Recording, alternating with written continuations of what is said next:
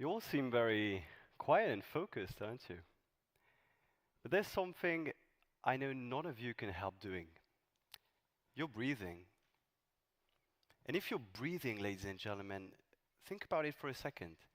It is because every single cell in your body needs oxygen to function. And this oxygen is carried through your body by your blood. When an organ is transplanted, because this is my research focus, it is retrieved from the body of the donor and transported to the recipient. And during this period of time, it does no longer receive any blood and thus no oxygen. This is what we call ischemia.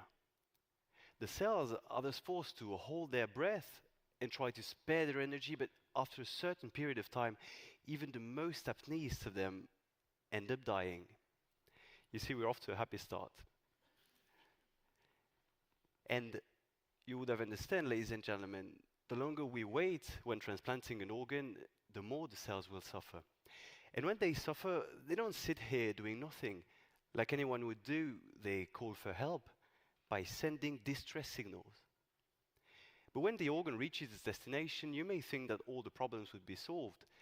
Actually, this is where our story begins. The white blood cells, the body's own policemen patrolling in the recipient's blood, sense those blood signals. And this drives them completely mad. Instead of helping those poor cells, which would have already suffered enough, you may think, they start to attack the organ. This behavior that we may easily define as not very okay. Well, we call it ischemia reperfusion injury, which in the worst case can damage the organ irreversibly. My research thus aims to find treatments to mitigate or prevent this deleterious reaction to protect the organ better. By studying this phenomenon in mice, we found that females were protected against this injury as compared to males. But how? This is precisely the question of my research. Even more interestingly, my data showed that estrogens, one of female sex hormones, were necessary for this protection.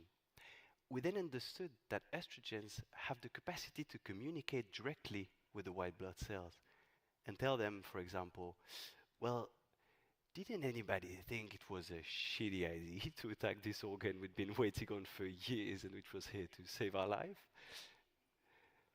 Well, they probably don't communicate in those terms. But I am now trying to understand exactly what is being said in this cellular communication. This would allow the creation of treatments which have the same protective effects as estrogens, but without all the other effects. It would therefore help reduce the risk of organ rejection and allow the use of more organs, even if they have been exposed to a longer period of time without oxygen. This would increase the quality and the quantity of organs available for all the patients waiting for a transplant in difficult conditions. For the last 3 minutes, I've been talking to you about how research gives us hope to improve the field of organ transplantation. But as you know, transplantation is also a political question. And we, as a society, can all play a key role to ameliorate the situation. And this is by reflecting and talking about organ donation. Donating organs is a deeply personal and philosophical question with no right and wrong answer, but we so often avoid talking about it because it touches our deepest fears about death. But in a way, ladies and gentlemen, if we are able to talk about death, doesn't it mean that we are well alive after all?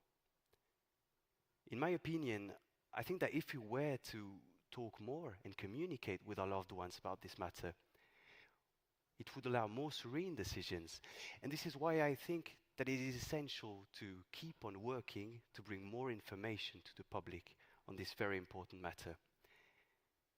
So you see, ladies and gentlemen, in a way, whether we are human or even in the cellular world, everything so often seems to be just a matter of good communication. Thank you very much.